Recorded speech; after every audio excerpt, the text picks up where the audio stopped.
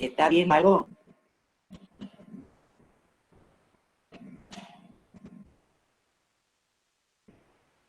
A ver.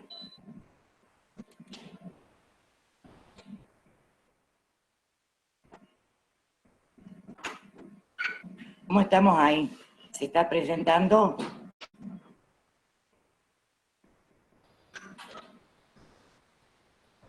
Todavía no, Lick, todavía no ha presentado.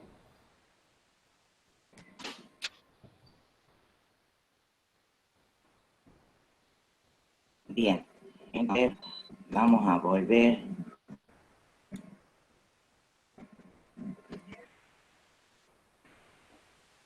Esto lo tendría que hacer todos los días.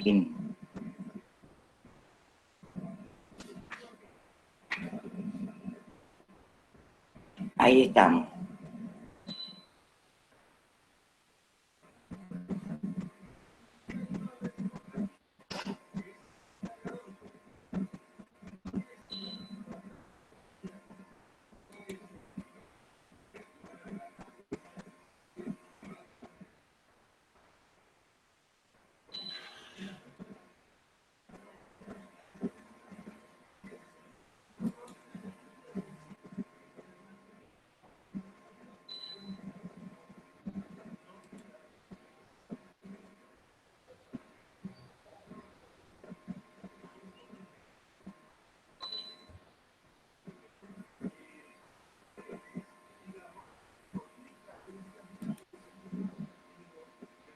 Esperen un segundo. Sí, Lick, por ahí Miss tarda en darle la autorización para que haga la presentación.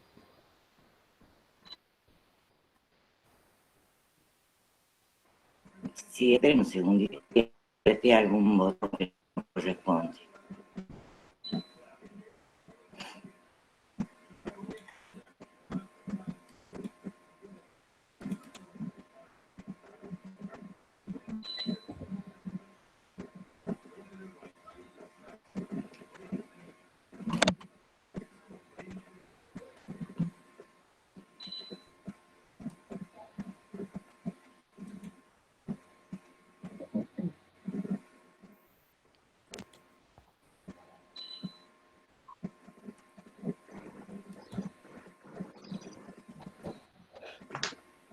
Buen día. Buen día, buen día. A ver, ¿se está presentando? ¿Pueden verlo? Todavía no, esperemos un poquito a ver.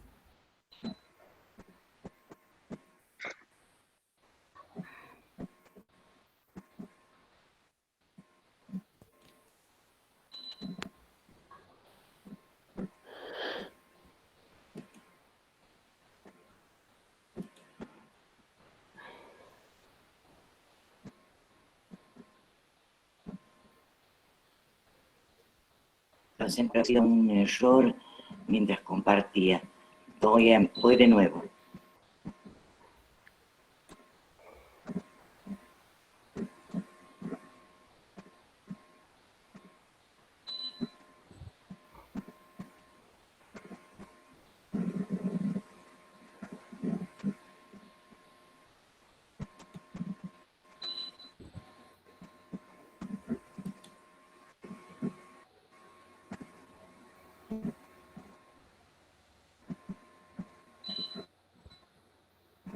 Ahí tenemos.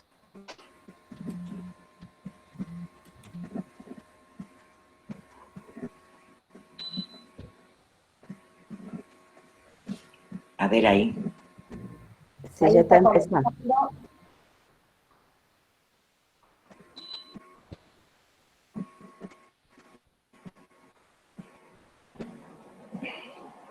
Ahí estamos, Lick, No los almorzando. puedo ver.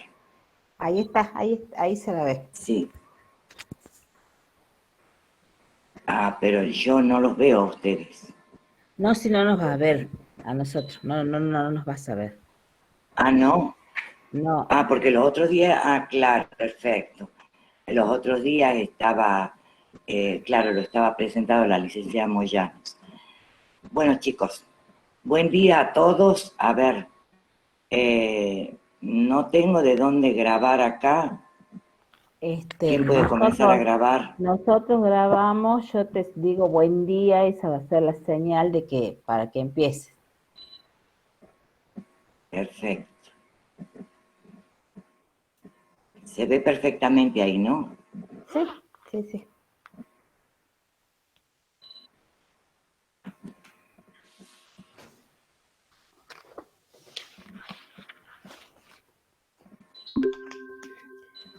¿Cómo está, licenciada Almazán? Buen día. Puede empezar su clase. Muchas gracias. Buen día a todos. En esta fecha vamos a ver los cuidados enfermeros en personas con trastornos nefrourológicos. Si bien no vamos a tratar los problemas específicamente de riñón, porque eso abarcaría otros temas que van a dar otras materias, vamos a específicamente alteraciones, sobre todo infecciones de las vías urinarias. Vamos a ver cómo va afectando en todo el trayecto del aparato urinario. Vamos a ver. Quiero pasar. Ahí está.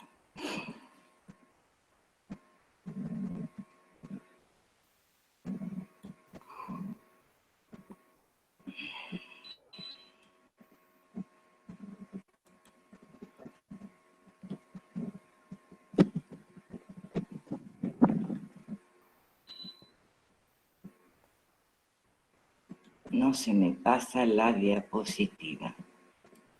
A ver ahí.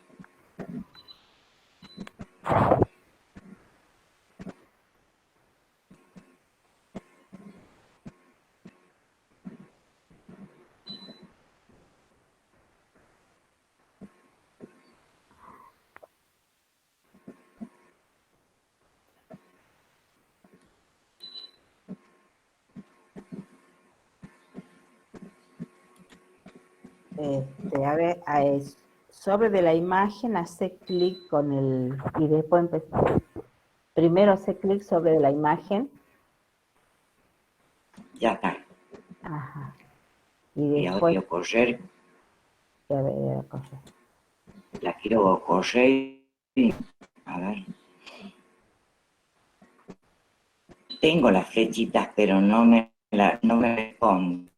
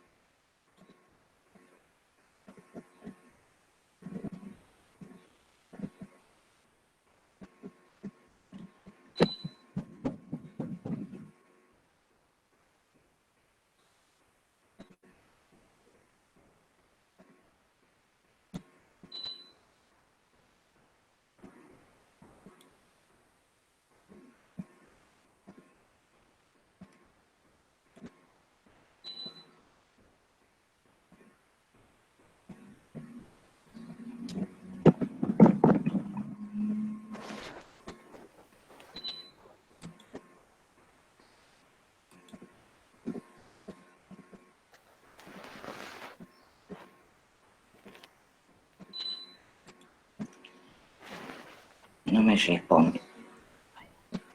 A ver, voy a dejar de compartir y vamos a ver cómo lo hacemos.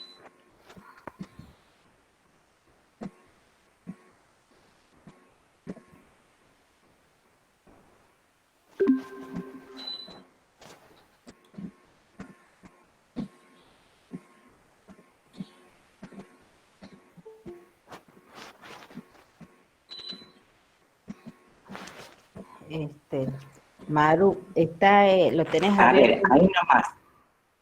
ahí nomás, a ver si lo pueden ver, ahora de nuevo lo volví a abrir. A ver. Ahí sí. Ahí lo pueden ver. Entonces comenzamos así. A ver, pasarlo. Pasa una y después vuelve atrás. A ver, vean. A ver, intenté.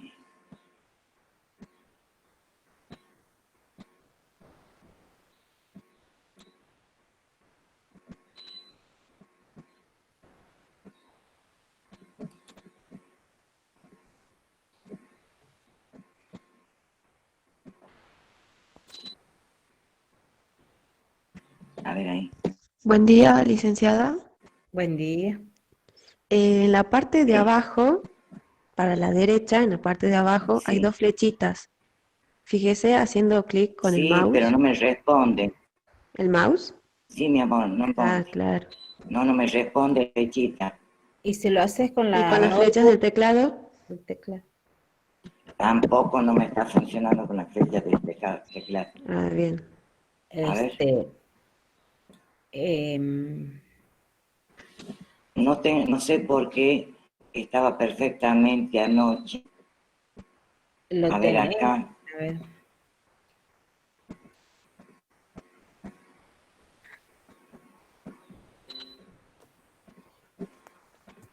Solo, a ver que me lo pase. Tengo las flechitas abajo.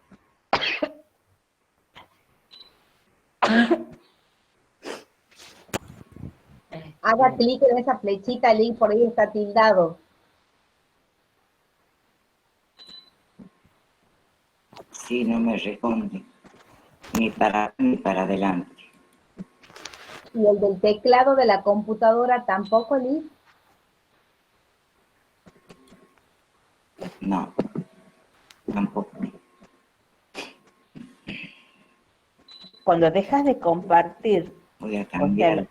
lo podés Sí. pasar. Pregunto porque sabes que si está habilitada la edición del Power. Está editada. Sí, está editada.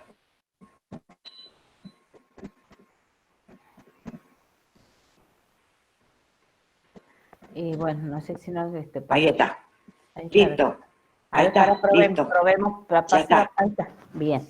Bueno, espera, entonces yo empiezo a Ya grabar la de nuevo. seguí, sí, Ahí está, ahí está. Bueno, yo te sí. voy a empezar a grabar de nuevo, te saludo otra vez. Bueno, empezamos de nuevo. Espera un Liz, poquito ya. Sí, se le está entrecortando, también sería bueno de que usted se oculte, porque tal vez ahí le consume más giga para que se pueda ver mejor y escuchar mejor.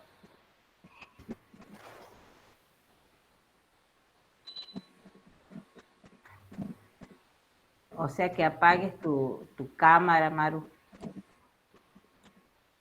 sí, le estoy aumentando el volumen a todo. A ver, ¿cómo me escuchan ahí? No se escucha bien. Lo que deseamos era que apagues la cámara. Ya la apagué. Ahora, No, ¿cómo te me seguimos escuchan? viendo. No, sí, bien, bien. Lo que pasa es que te seguimos viendo a vos. Bueno, no importa, déjalo así. Ah, me Ahí siguen está a ya. mí. Sí, bueno, ahí está, se haya iniciado la grabación. Buen día, licenciada. Buen día, licenciada Moyano, ¿cómo les va? ¿Cómo les va a todos?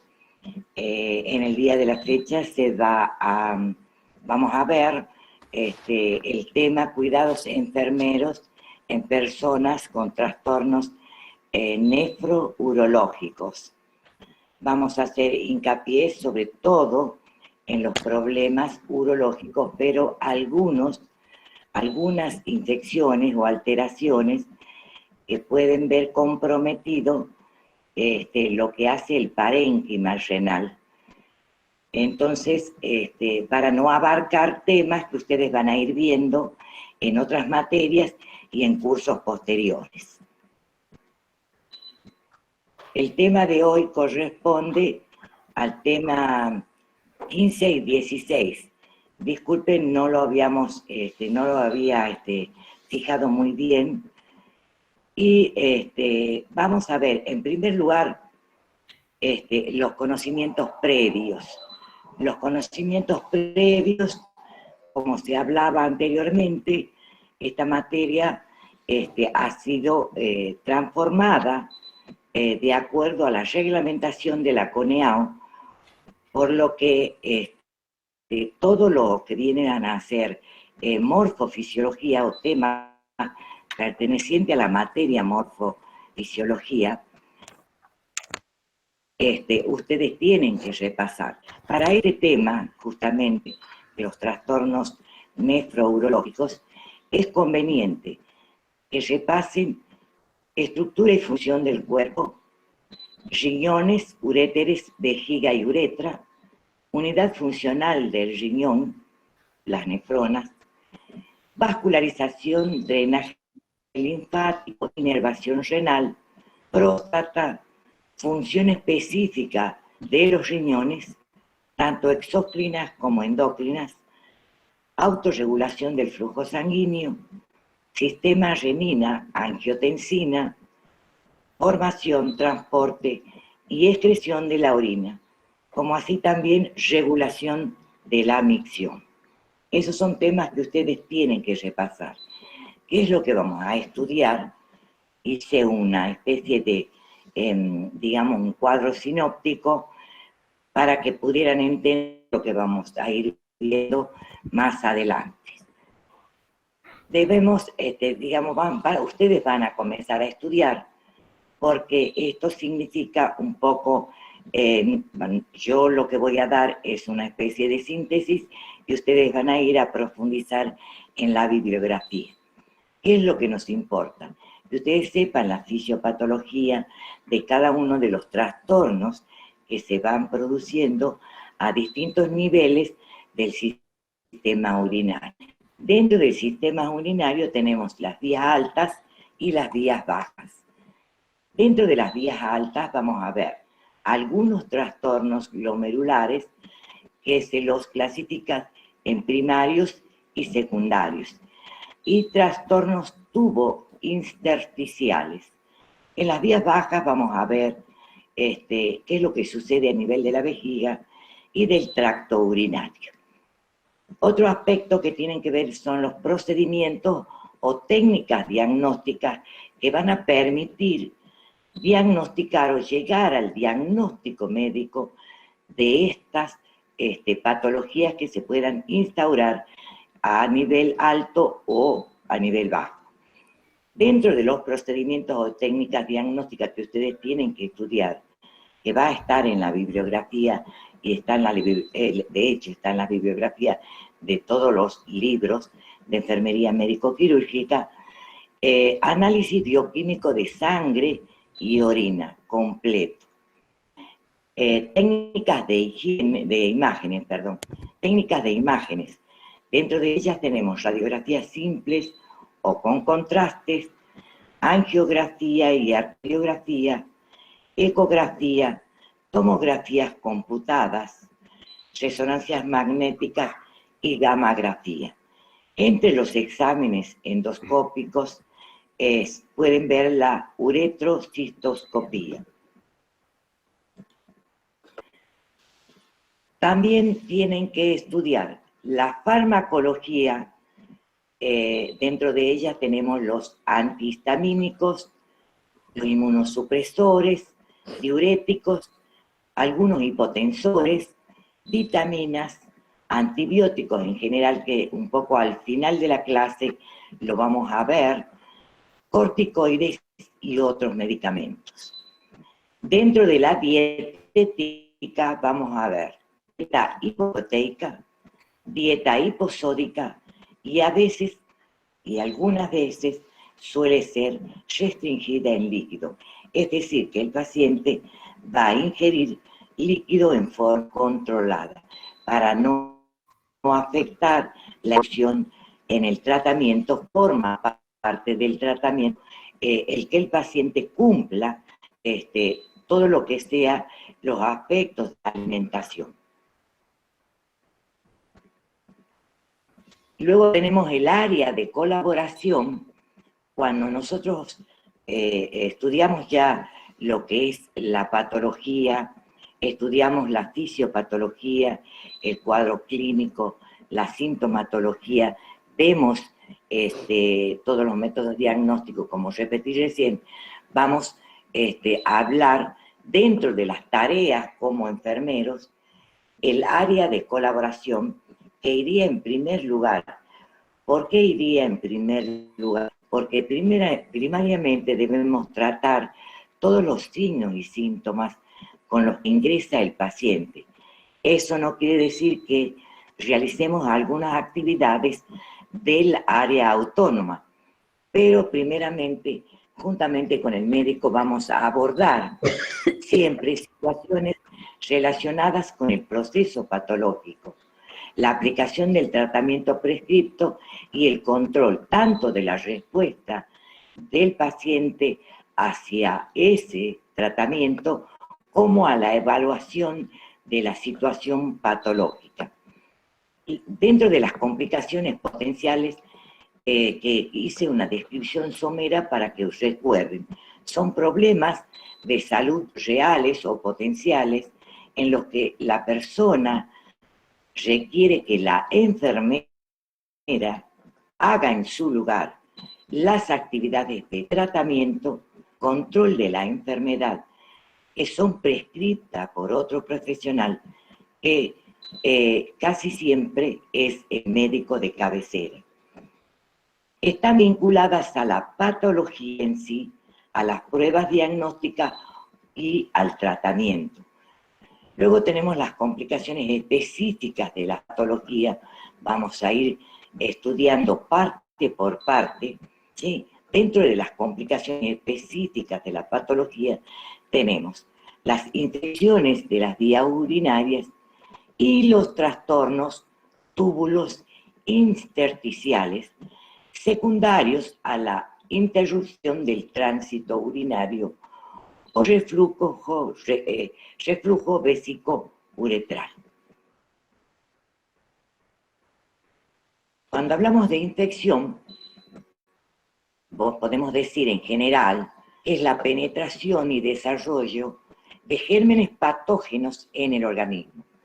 Se producen por el estancamiento de la orina, en el caso del sistema urinario, que favorece la proliferación de microorganismos que pueden extenderse o no a todo el sistema urinario. Cuando hay reflujo vesicouretral, la infección se debe a la regurgitación de la orina desde la vejiga al uréter en el momento de la micción. Ya vamos a ver más adelante cómo se produce esta situación. Esta orina vesical, o sea, orina que está dentro de la, digamos, de la vesícula, perdón, ya se me fue del... Bueno, esta orina vesical puede contener microorganismos que acaban infectando las vías urinarias altas. En algunos casos puede provocar una pielonefritis, que es una de las infecciones más graves del sistema urinario. Es a lo que no se debe llegar nunca. Dentro de las manifestaciones clínicas de infección en general del sistema urinario, tenemos la disuria. La disuria, ustedes ya van a ir estudiando todo lo que es disuria, polaquiuria, pero mientras tanto les voy a ir explicando. Disuria es dolor o dificultad al orinar. Polaquiuria es orinar con mucha frecuencia y en pequeñas cantidades. Urgencia miccional es la necesidad de orinar inmediatamente, no hay espera. Fiebre, también característico, esta manifestación clínica, y orina turbia con olor fétido. Dentro de los trastornos túbulo intersticial, estos pueden ser agudos o crónicos. Se refieren a la afectación inflamatoria del túbulo, intersticio o ambos. y se clasifican en primarios y secundarios. Primarios es cuando la inflamación está limitada al túbulo o intersticio y no hay afectación glomerular o vascular. Y secundarios cuando son secuelas que han quedado de una lesión anterior, ya sea glomerular o vascular progresiva. Si se produce una interrupción del tránsito urinario o hay un reflujo vesíco-uretral, pueden producirse por ejemplo, por el incremento de la presión que la orina retenida en la vejiga ejerce sobre el parénquima renal. Puede estar, o sea, la orina en la vejiga y a partir de ahí subir por los túbulos y ejercer presión sobre el parénquima renal. También puede producirse por el grado de lesión, que dependerá de la duración, grado, lugar y tamaño de la obstrucción. Y en caso de nefropatías inducidas por reflujo, además de la presión, interviene la lesión renal que se produce por la pielonefritis cuando ésta ya está instaurada. Las manifestaciones clínicas de esta situación son el dolor lumbar y signos y síntomas propios de la patología túbulo-intersticial. Por ejemplo, algunas de ellas es la anuria, significa que el paciente no orina nada o menos de 50 mililitros en 24 horas, u oliguria, que también significa orinar pequeña cantidad, muy pequeña en 24 horas, por obstrucción de las vías bajas, que pueden ser los uréteres o la uretra, de los dos riñones o bien que de uno de ellos funcionantes. Complicaciones potenciales ahora específicas que se producen cuando se realizan las pruebas diagnósticas. Esas complicaciones potenciales que pueden presentarse son infecciones en las vías urinarias, lesiones tisulares secundarias a endoscopías o pruebas funcionales urinarias. La infección, que es una de ellas, puede producirse durante el sondaje por la realización de las pruebas o también luego que se realizó las pruebas, a posterior de las mismas, pueden presentarse en 24, 48, 72 horas de haberse realizado esta prueba diagnóstica, pueden presentar el paciente síntomas y entre ellos ya fuimos viendo alguna sintomatología, puede ser fiebre, puede ser malestar al orinar o disuria, malestar o dolor al orinar. Puede ser producida por vía extraluminal, esto significa a través del espacio entre la sonda y la uretra, o por vía endoluminal, por la luz interna de la sonda. Las manifestaciones clínicas que les comentaba recién, disuria, o sea, dolor o malestar al orinar, poliuria, como les decía, pequeñas cantidades a cada momento, urgencia miccional, fiebre y orina turbia con olor fétido. Toda esta sintomatología nos indica que el paciente ya está con una infección urinaria. Y las lesiones tisulares que pueden provocar estas pruebas diagnósticas son daños que se pueden causar en las estructuras de las vías urinarias, como por ejemplo la uretra, la próstata, vejiga, uréteres y riñón, justamente por la instrumentación en el momento de realizar la prueba diagnóstica. Las manifestaciones clínicas de esta situación dependen del grado de la lesión, hasta dónde se ha podido lesionar la mucosa, Entre las manifestaciones más frecuentes tenemos la hematuria, o sea, la presencia de sangre en la orina, dolor, escozor y disuria. Con respecto a las complicaciones potenciales específicas del tratamiento, tenemos la infección, lesión tisular, acodamiento, obstrucción, desalojo, úlceras por presión, secundarias, estas úlceras, a sondajes vesicales permanentes, o también cualquier infección, obstrucción o acodamiento. Como ya hablamos de las infecciones, de las lesiones tisulares que se pueden producir y las manifestaciones clínicas que producen, ahora vamos a hablar del acodamiento, ¿sí? Cuando la sonda o tubo de drenaje que conduce la orina desde la vejiga hacia la bolsa de drenaje se dobla ocluyendo el pasaje de orina hacia la bolsa. Es frecuente y por supuesto que muchas veces se produce, y la mayoría de las veces, en forma accidental. Está asociada a los cambios posturales que el paciente realiza en su cama o si se ha querido pasar de la cama a la silla o en el momento de levantarse de la cama, ¿sí? La movilización del paciente o porque se la ha fijado inadecuadamente.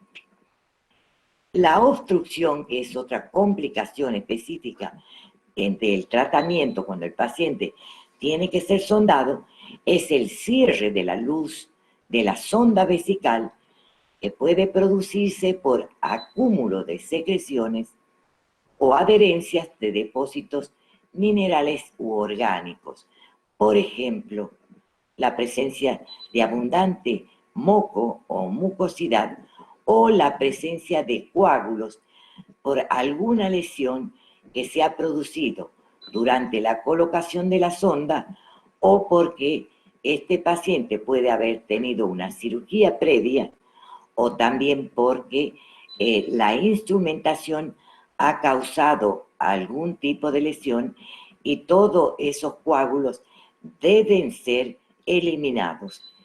Pero eso nos está haciendo un llamado de atención de qué manera como enfermeros vamos juntamente con el médico especialista a tratar esta situación.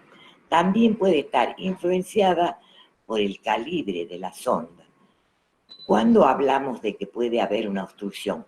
Cuando la sonda es de menor calibre que la que le corresponde a las vías urinarias del paciente. El desalojo de la sonda es el desplazamiento de la sonda del lugar donde está insertado. Esto es muy común generalmente en los pacientes que sufren excitación psicomotriz o desorientación o movimientos bruscos. El paciente mismo algunas veces se arranca la sonda porque algo le está molestando e inconscientemente, dormido o conscientemente, puede arrancarse la sonda sin que nosotros nos percatemos. El desalojo puede ser parcial o total y habitualmente produce una lesión ística con o sin hemorragia visible. Otra complicación, ¿sí?, del tratamiento son las úlceras por presión. Son lesiones en la piel y de los tejidos adyacentes de origen isquémicos. Nosotros vamos a ver este tema más adelante, pero les quise hacer una pequeña, digamos, explicación o aclaración para que vayan sabiendo lo que es una úlcera por presión. Es la presión sostenida sobre una zona corporal atrapada entre dos superficies duras, provocando el aplastamiento de los vasos y capilares sanguíneos, dificultando tanto la irrigación como la oxigenación de la zona. En caso de personas portadoras de sonda, el contacto y fricción permanente en la zona inguinal, genital o en los muslos puede provocar una úlcera por presión. Luego tenemos las técnicas enfermeras para la aplicación y control del tratamiento médico. Dentro de ellas tenemos dos fundamentales. El sondaje vesical, que lógicamente va a ser indicado por su médico de cabecera, médico especialista, ¿sí? Ese es una técnica o procedimiento de enfermería que va a realizarlo con todas las técnicas asépticas necesarias y suficientes para evitar que el paciente sufra algún tipo de infección, porque son, digamos, las vías más seguras de provocar una infección en los pacientes. Y las irrigaciones vesicales que suelen realizarse en pacientes que ya tienen colocadas sondas vesicales y que requieren de lavados de las vías urinarias. Generalmente se lo hace en pacientes que han sido sometidos a cirugías urológicas. Dentro del área autónoma, y aquí hablamos de lo que es lo que nos compete a nosotros como profesionales de enfermería, es observar cuáles son nuestras actividades propias. Ya hablamos de las complicaciones potenciales que realizamos juntamente y tratamos juntamente con otros profesionales de la salud, preferentemente el médico de cabecera. Eso no quiere decir que no vamos a necesitar otros profesionales que van a colaborar y forman parte del equipo de salud para tratar, porque el fin último del paciente, de este paciente, digamos, es que él pueda lograr la curación y pueda volver a su domicilio. Bueno, dentro del área autónoma tenemos que vamos a ver nosotros las actividades de la vida diaria, de qué manera esta patología afecta estas actividades. Vamos a hacer una valoración enfermera focalizada.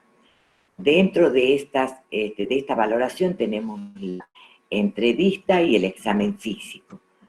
En la entrevista, ¿qué es lo que vamos a ver? Vamos a ver la aparición, presencia o aumento del dolor. En caso afirmativo, observar la localización tipo, qué lo desencadena el dolor, qué lo empeora o qué lo calma. Calambres musculares, dificultad para respirar, convulsiones, prurito, hematomas, edemas, irritación y otras. Grado de energía y capacidad de realizar las actividades de la vida diaria, ya sea personal, laboral, familiar o social. Puede haber cambios que nosotros vamos a observar durante la entrevista: la coloración e hidratación de la piel, equilibrio y coordinación, patrón de eliminación urinaria y fecal, ver la frecuencia, la continencia, características, molestias, ¿sí?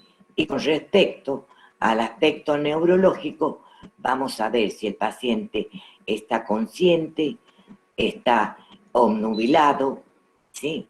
O está en estado inconsciente. Dentro de los aspectos psicológicos, vamos a ver su estado de ánimo, el comportamiento que tiene, la capacidad cognitiva, la capacidad de aprender y de manejarse en su vida diaria, los aspectos digestivos, o sea, cómo funciona el aparato digestivo. Hay un buen apetito, hay una buena digestión, hay ganancia o pérdida de peso en los últimos 6 meses. En cuanto a la presencia de enfermedades, ¿sí?, asociadas, que pueden ser entre ellas una diabetes mellitus. En cuanto a las relaciones sexuales, si tiene alguna alteración. Esto es muy importante, sobre todo en el sexo masculino. Si hay consumo de tabaco, el tipo de tabaco, la cantidad diaria que consume, el consumo de café o té, bebidas alcohólicas, tipo y cantidad diaria de consumo, si consume drogas ilegales, exposición a sustancias tóxicas, que puede ser en su área laboral o exposición al humo del tabaco de otras personas, cualquier otra cosa también que la persona pueda mencionar o quiera mencionar porque ella lo considere importante. Eso forma parte de la entrevista. En cuanto al examen, a la exploración física o examen físico que como enfermeros debemos realizar, vamos a usar las técnicas de observación, palpación, percusión y auscultación. En la observación vamos a ver, como vimos hace rato, en la entrevista ya vamos observando el patrón respiratorio, su frecuencia, profundidad, tos, expectoración, signos de dificultad respiratoria. Porque cuando nosotros estamos ante un paciente con alguna alteración o alguna infección en el sistema urinario, va a afectar a todo su organismo y por ende también al sistema respiratorio. Eso ténganlo en cuenta. Muchas veces nosotros tenemos la materia que trata enfermería en el adulto y en el adulto mayor. En el adulto mayor, una ligera infección urinaria o una infección urinaria bien instaurada, muchas veces no van a encontrar fiebre. Van a encontrar en el paciente dificultad respiratoria y excitación psicomotriz. Y van a pensar, ¿qué le pasa a este paciente? Porque no hay fiebre, no manifiesta dolor al orinar, pero sí hay una gran excitación psicomotriz y hay una dificultad respiratoria. Puede haber una tos constante y ustedes pensar que hay un problema respiratorio cuando en realidad hay que hacer una exploración física, ¿sí?, para verificar qué es lo que está pasando y, por supuesto, llamar a su médico de cabecera inmediatamente. En cuanto a observación, vamos a ver también el abdomen, forma, tamaño, bultos o masas visibles, ¿sí? Se va a investigar sobre todo la presencia de globos vesicales, ¿sí?, piel y mucosas. Vamos a ver el color, la integridad, turgencia, la presencia de lesiones o edema, puede ser en las extremidades inferiores, puede ser en la cara, puede ser en el abdomen, etc. A nivel de los genitales, podemos encontrar edema peniano, puede haber un prolapso uretral o vaginal, y el meato urinario puede estar inflamado. Dentro del patrón neurológico vemos el nivel de conciencia, convulsiones, alteraciones sensitivas o motoras distales. Vamos a hacer palpación para ver el estado de la piel, la temperatura y humedad. Vamos a buscar puntos dolorosos, vamos a ver su localización y hacia dónde se irradia.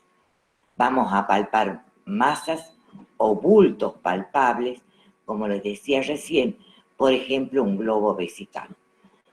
Vamos a usar también la percusión a nivel abdominal y observar si hay un sonido timpánico o mate, cualquiera de ellos que nos pueda indicar que el paciente está haciendo acúmulo de líquido o aire a nivel de la cavidad abdominal. Vamos a usar también la auscultación para, por supuesto, ver el aparato respiratorio en cuanto a su frecuencia, ritmo y todas las características que puedan, digamos, informarnos que hay alteraciones a nivel del sistema respiratorio. Y vamos a controlar también la presión sanguínea, vamos a controlar también el pulso.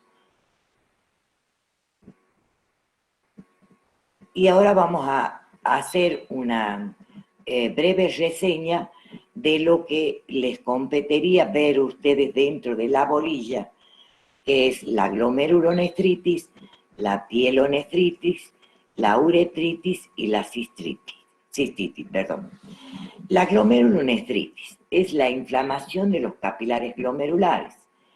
La forma aguda puede ocurrir en los niños, ¿sí?, mayores de 2 años, pero también se puede dar a cualquier edad. Generalmente hay antecedentes de una faringitis por estreptococo hemolítico del grupo A, del grupo beta, estreptococo hemolítico beta del grupo A, 2 o 3 semanas antes del inicio de la glomerulonefritis aguda. También posterior a un impétigo, que es una infección cutánea, o infecciones virales agudas dentro de las vías respiratorias, parotiditis, varicela zoster, virus de la hepatitis D o virus de inmunodeficiencia humana pueden causar, ¿sí?, infecciones urinarias o desencadenar. Las causas, muchas afecciones causan o aumentan el riesgo de glomerulonefritis. Entre ellas, aparte de las mencionadas, tenemos enfermedad de anticuerpo basal glomerular, enfermedad de los vasos sanguíneos como la vasculitis o poliarteritis, glomeruloesclerosis focal y segmentaria, uso excesivos de analgésicos como los AINES, que muchas veces en nuestras casas tenemos el ibuprofeno, el tafirol, las vallaspirinas o aspirinas de cualquier, digamos, origen, nefritis lúpicas, glomerulonefritis membrano proliferativa. El cuadro clínico de la glomerulonefritis, el daño a los glomérulos provoca la pérdida de sangre y proteínas en la orina. La principal característica es la hematuria, que puede ser microscópica, o sea, no se la ve a simple vista, o macroscópica. La orina tiene un color semejante al refresco cola debido a la presencia de cilindros eritrocitarios y proteínicos que indican que hay ya una lesión glomerular. Puede ser leve cuando la hematuria o la presencia de orina, de sangre en la orina, se descubre en forma accidental mediante un análisis de rutina, o bien puede ser grave que la persona padezca insuficiencia renal con oliguria. Continuando con el del cuadro clínico, decimos que la proteinuria se debe a un aumento de la permeabilidad de la membrana glomerular. Los niveles de nitrógeno ureico en sangre y de creatinina aumentan a medida que disminuye el gasto urinario. La persona puede estar incluso anémica. Se detecta cierto grado de edema e hipertensión arterial en el 75% de los pacientes, y en las formas más graves hay cefalea, malestar general y dolor en el flanco izquierdo o derecho. La sensibilidad en el ángulo costovertebral es muy común. Los ancianos presentan una sobrecarga circulatoria con disnea, ingurgitación de las venas del cuello, cardiomegalia y edema pulmonar. El tratamiento médico específico para esta patología es atender los síntomas, intentar conservar la función renal y tratar las complicaciones con prontitud. La farmacoterapia depende de la causa. Si se sospecha de una infección estreptocóxica residual, la penicilina es el tratamiento de elección y también otros antibióticos. Se prescribe prescriben corticoides y agentes inmunosupresores, y en la dieta las proteínas se restringen cuando desarrolla insuficiencia renal. Esto la van a ver, por supuesto, más adelante en otra materia que se denomina enfermería de alto riesgo. Por eso ahora no nos vamos a detener. Eso es un cuadro muy agudo que se lo trata generalmente en un inicio en terapia intensiva. Bueno, se restringe el sodio cuando hay hipertensión, edema o una insuficiencia cardíaca congestiva. Los diuréticos de asa y los antihipertensivos se prescriben para controlar la hipertensión arterial. El reposo en cama prolongado tiene poca utilidad y no mejora en absoluto la situación de salud. Vamos directamente a las infecciones urinarias. Concepto, ya lo habíamos visto hace rato, pero vamos a ver rápidamente cómo las infecciones urinarias se producen y cuáles son los microorganismos patógenos directamente implicados. Se dice que hay una infección urinaria cuando en el contenido de la orina se encuentran gérmenes patógenos que colonizan e invaden la mucosa. En ciertos pacientes como los inmunocomprometidos, especialmente los neutropénicos y trasplantados, pueden complicar su evolución. La etiología, el germen que provoca la mayoría de las infecciones no complicadas, es la Escherichia coli, que se fija al parénquima renal y a las vías urinarias mediante la presencia de adhesina. Otros gérmenes, como Proteus y Klebsiella, presentan polisacáridos extracapsulares que parecen ser determinantes en la formación de cálculos.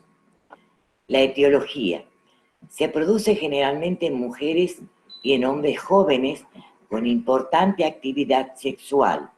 Las infecciones suelen ser producidas por la Neisseria gonorrhoeae, clamidia trachomatis y herpes simplex.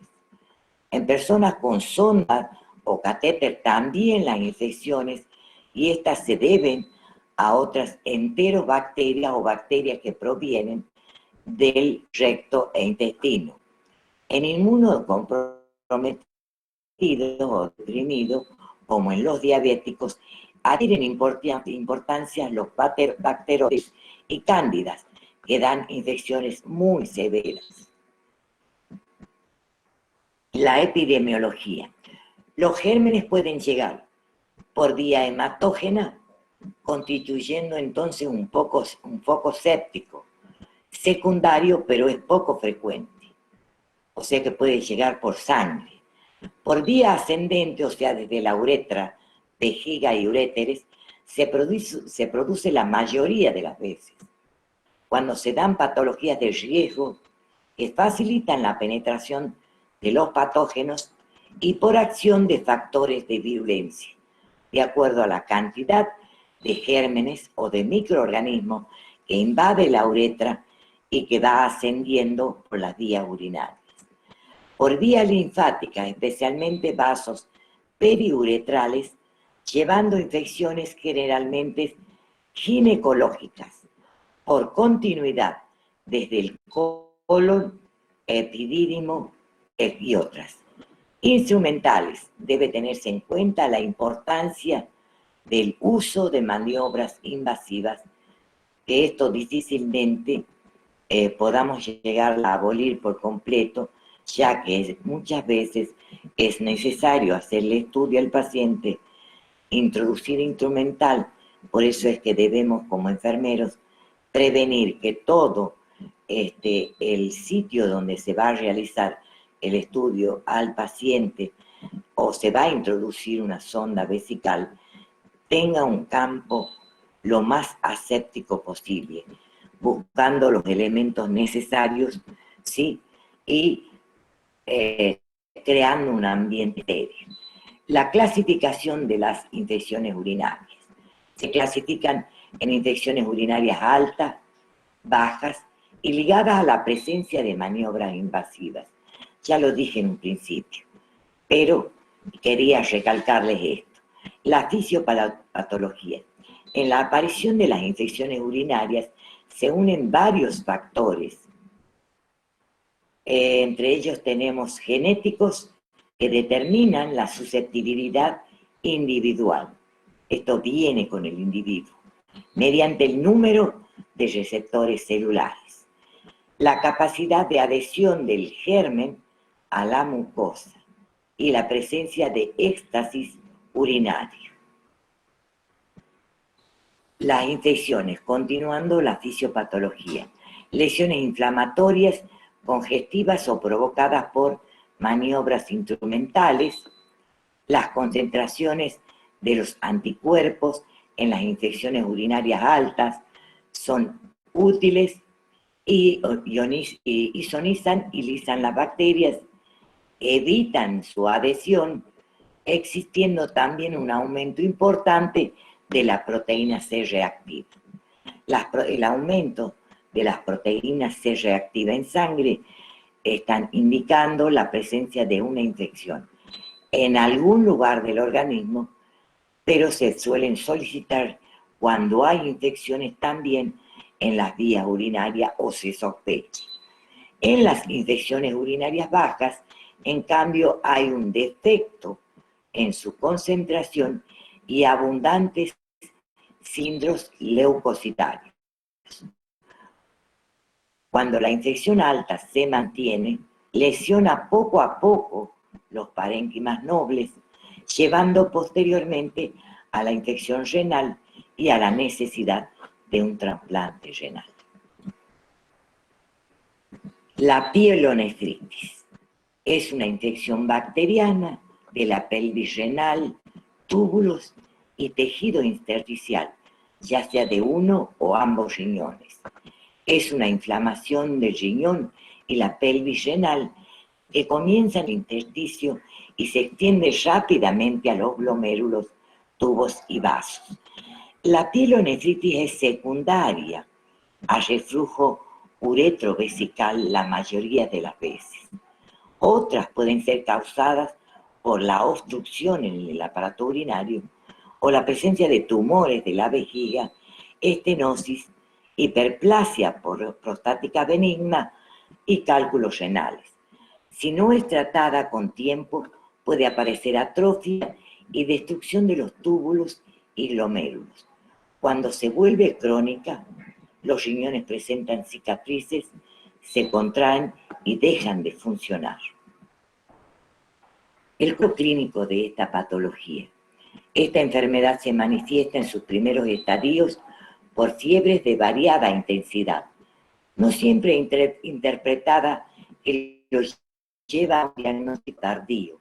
Puede ser de comienzo súbito, con escalofríos, acompañándose de dolor costovertebral de los flancos y síntomas de inflamación vesical, leucocitosis, bacteriuria y piuria, también disuria y polaquiuria.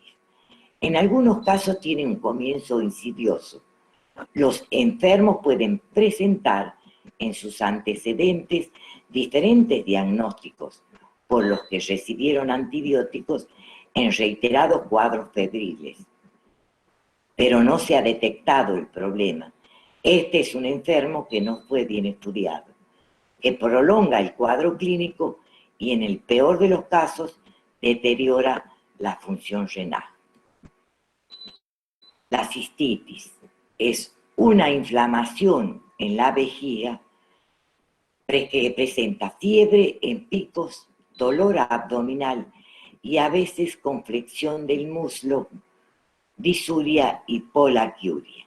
Se caracteriza por presentar disminución del volumen de orina emitida y en pocas horas se acompaña con sensación de tenesmo vesical y a veces la presencia de sangre en la orina o hematuria. La uretritis es la inflamación de la uretra. Los síntomas son similares al anterior y muy difícil de diferenciar, acompañándose a veces de piuria.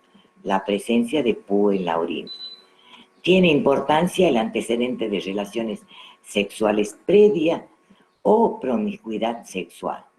Y la uretritis asociada a catéteres aparece con fiebre o febrícula. Puede dar bacteriemia, sobre todo en los ancianos, con deterioro de su estado general, y también lo puede dar en los pacientes inmunodeprimidos. Se encuentra entre ellos antecedentes de haberse colocado sondas en una oportunidad en épocas recientes, que se usaron por tiempo prolongado. También hay antecedentes de maniobras instrumentales que se pueden haber realizado para hacer un examen diagnóstico.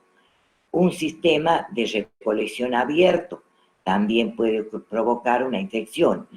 Y las malas condiciones de higiene que nos compete también específicamente a nosotros. Cuando tenemos un paciente sondado, sea en el domicilio o en las salas de internación, tenemos que saber que la importancia de la higiene perineal diariamente, cada 20 días, hacer toda la higiene perineal con el debido cuidado de la sonda vesical y, por supuesto, del drenaje y la bolsa de drenaje. El diagnóstico, ustedes ya habíamos visto hace rato de qué manera pueden aparecer complicaciones potenciales al momento de hacer, digamos, los métodos diagnósticos. Pero algunos otros métodos diagnósticos nos permiten determinar, en el caso de una infección urinaria, la presencia del tipo de bacteria. Las instrumentaciones en general son las que llevan a las infecciones, pero algunas veces no se necesita la colocación de una sonda o de un instrumento para generar una infección urinaria. El diagnóstico se basa fundamentalmente en la detección de los microorganismos que están provocando esa infección. En primer lugar, se pide un cultivo de orina con tipificación o identificación del germen y un antibiograma para identificar también a qué antibióticos es sensible ese germen o microorganismo. A esto generalmente se le denomina urocultivo.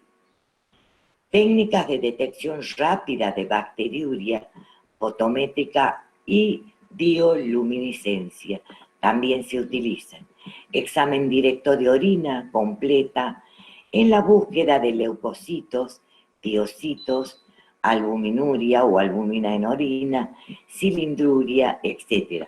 Se pide también el hemograma completo, se pide una eritrosedimentación, se pide los valores de urea en sangre, los valores de creatinina en sangre.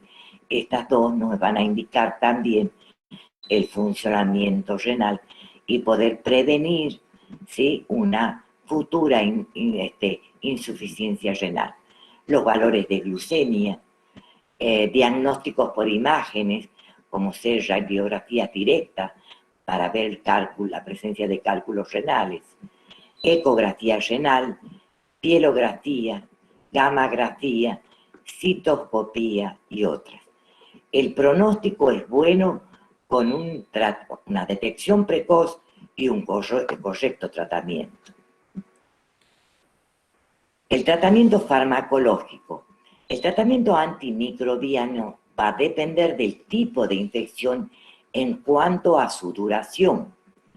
Si es una infección que ha tomado las vías urinarias altas, como mínimo la toma de antibióticos debe ser de 14 días. Nosotros, como enfermeros de sala o enfermeros a cargo de una sala, debemos controlar en el momento en que el paciente comenzó a tomar el antibiótico y en qué día de toma de antibiótico está llegando. Si ya vamos a los 7 días, a los 8 días, a los 10 días. Disculpen que me estoy quedando sin batería. ¿Me esperan un segundo, por favor?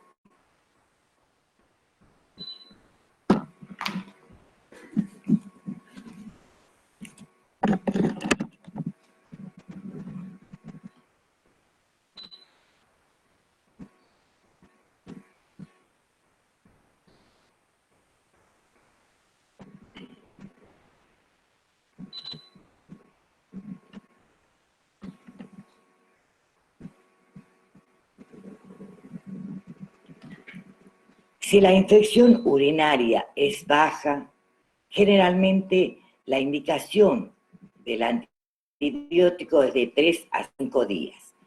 Previamente se realizará un cultivo y antibiograma y luego del tratamiento otro control con cultivos. Se inicia el mismo con un razonamiento clínico basado en los antecedentes y síntomas clínicos que el paciente presenta. Para las enterobacterias, especialmente la Escherichia coli, se usará la ciprofloxacina en adultos, la norfloxacina u otra quinolona como tratamiento inicial hasta el resultado del antibiograma. En las personas que se sospeche transmisión sexual, corresponde la tetraciclina, minoxidilina o doxicilina durante 7 días. Los que presentan maniobra instrumental debe tenerse en cuenta la sensibilidad nosocomial y la presencia de otros patógenos oportunistas. Prevención y cuidado enfermero en las infecciones del aparato urinario. Las conductas relacionadas con la salud que permiten prevenir las infecciones urinarias recurrentes son la higiene es fundamental, limpieza del perineo y el meato urinario desde el frente hacia atrás, bañarse en ducha en vez de hacerlo en tina o bañeras, porque las bacterias en el agua del baño pueden entrar por la uretra. El consumo de líquido y en general, tanto en niños, en jóvenes, en adultos y en adultos mayores. Beber la cantidad de líquido suficiente, y estamos hablando específicamente del agua durante el día, es fundamental para mantener nuestras vías urinarias en buenas y correctas condiciones. El agua ayuda a irrigar las vías urinarias y barrer las bacterias. El consumo de frutas cítricas es muy valorable porque acidifica la orina. Evitar el café, el té, los refrescos de cola y el alcohol, ya que irritan el aparato urinario. Los hábitos de dicción, y especialmente hablamos de todas las personas, adultos o adultos mayores, y también vamos a hablar de los profesionales enfermeros, que muchas veces por no dejar de trabajar unos minutos, están aguantándose horas y horas las ganas de orinar. Eso es contraproducente. Por favor, ustedes, como próximos o futuros profesionales de la salud, deben educar a la población. En el momento de tener ganas de orinar, se debe concurrir al baño y evacuar la vejiga. Enseñarle al paciente a orinar y la importancia cada 2 o 3 horas durante el día y vaciar la vejiga por completo para evitar la distensión excesiva de la misma y un suministro, por supuesto, de líquido apropiado para poder tener las vías urinarias en condiciones. Y por último, las recomendaciones. Mantener la presión arterial normal. El objetivo es tener una presión arterial menor a 130-80 milímetros de mercurio. Esto puede retardar o prevenir el avance hacia una falla renal. Si tienen diabetes los pacientes, es importante el monitoreo de los niveles de glucosa en sangre o monitoreos de glucemia en forma permanente y continua. Mantener los niveles de colesterol o grasas en sangre dentro de los valores recomendados. Tomar las medicinas en horario y algunas medicinas para la presión arterial, como los inhibidores de la enzima convertidora de angiotensina, evitan que su cuerpo produzca la angiotensina 2, como ser la hormona que provoca contracción en los vasos sanguíneos. Esto relaja los vasos sanguíneos y protege los riñones. Muy bien, muchas gracias por la atención y ahora estoy a su disposición para lo que ustedes quisieran preguntar.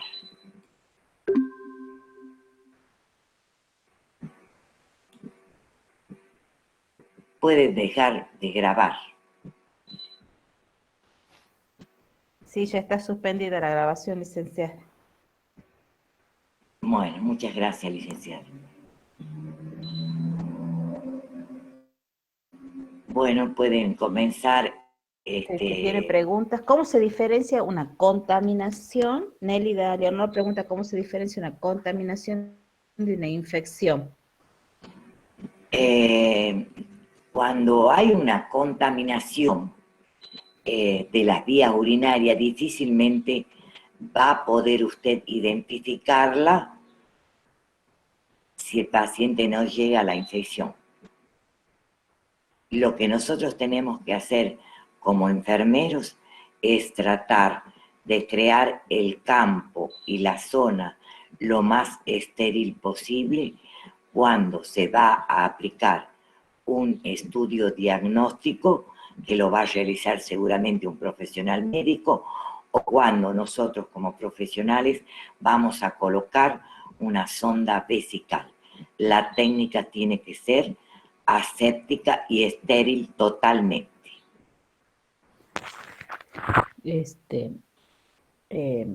Capaz que no sé bien cómo va dirigida la pregunta, a lo mejor no está hablando de algún estudio complementario, sino en cuestiones de la vida diaria, ¿no es cierto? Una ¿Cómo podríamos contaminación identificar una contaminación de una es la infección higiene. urinaria? Claro, la diferencia está que nosotros podemos saber que puede haber una contaminación cuando hay falta de higiene o déficit de cuidado, o hay, digamos, conductas, o el paciente tiene dificultad para movilizarse, entonces sí hay riesgo de contaminación.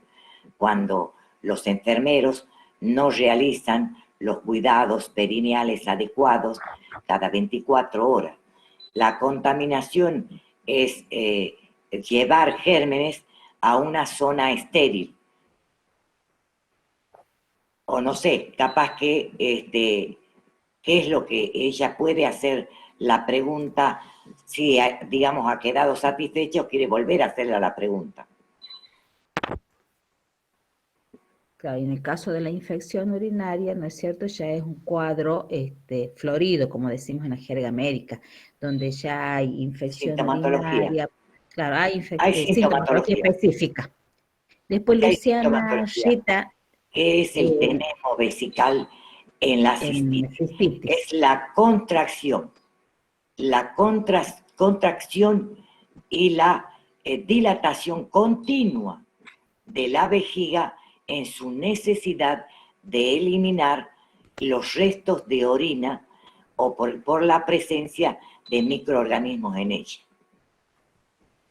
Por ahí el tenesmo también en forma, para el lenguaje no científico, decimos a veces el tenesmo es el deseo, es después que uno ha orinado, sigue con el deseo de orinar, con la intención, ¿no es cierto? A eso también le llamamos tenesmo. Sí, porque hay una contracción y dilatación continua en la cistitis, provocado por la presencia de gérmenes o microorganismos dentro de la Después, vejiga. Y si la licenciada, contaminación hace a la infección, sí. Toda contaminación en el área donde está colocada una sonda o un paciente que tiene un problema de las vías urinarias puede llevar a una infección perfectamente.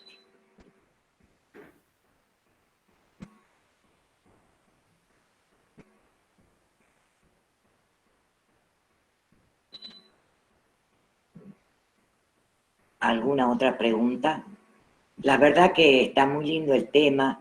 Me hubiera gustado ponerles un plan de cuidado, posiblemente cuando la licenciada profesora Arellano de la parte de, digamos, los talleres de plan de cuidado, se pueda aplicar el plan de cuidado en los pacientes, y estaba leyendo mucha bibliografía. Nosotros tenemos infecciones urinarias a repetición en las personas, en los adultos mayores, porque a medida que avanzamos con la edad, el sistema inmunológico va disminuyendo, el sistema de defensa, y son muy proclives a hacer infecciones urinarias, y sobre todo si se acompañan con alteraciones metabólicas, como enfermedades de alteraciones metabólicas como la diabetes mellitus, ¿sí? O algunos inmunocomprometidos o neutropénicos, o una anemia, una simple anemia o desnutrición puede hacer perfectamente ingresar los gérmenes y adueñarse de todo el sistema urinario y provocar infecciones. Entonces, hay muchos planes de cuidado, pero en la primera parte les di más o menos algunos tips para que pudieran identificar con las complicaciones potenciales y poder hacer algunos diagnósticos de enfermería en el área autónoma. No sé qué otra pregunta quieren hacer. Estoy a la disposición de ustedes. No, después del Córdoba pregunta si se va a subir el teórico de medio interno. Voy a hablar con el licenciado Aragón, pensé que ya lo había subido.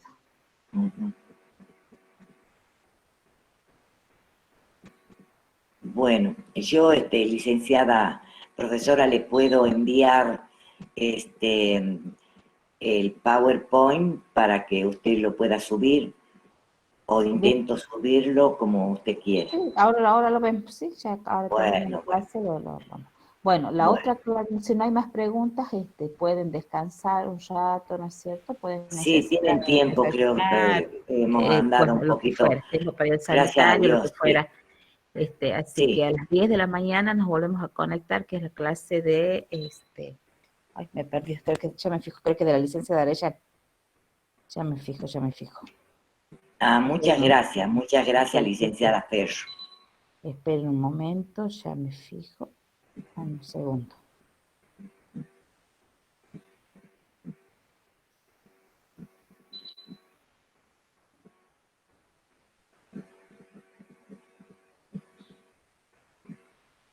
Ahora es 10, licenciada Aragón, gastrointestinales.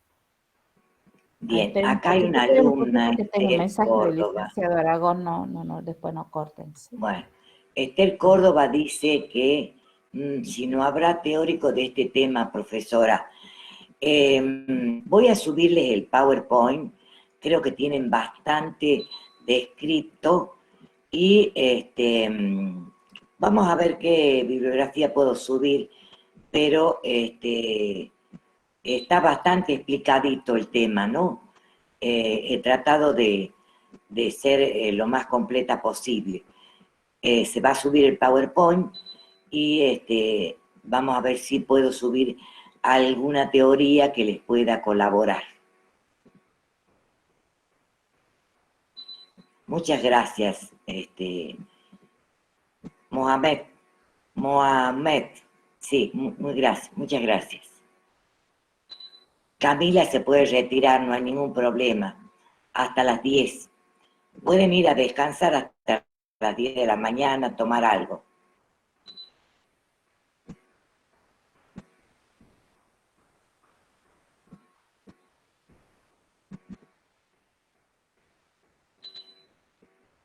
Sí, muchas veces trato de subirles los temas de manera de que les sirva como guía para poder estudiar.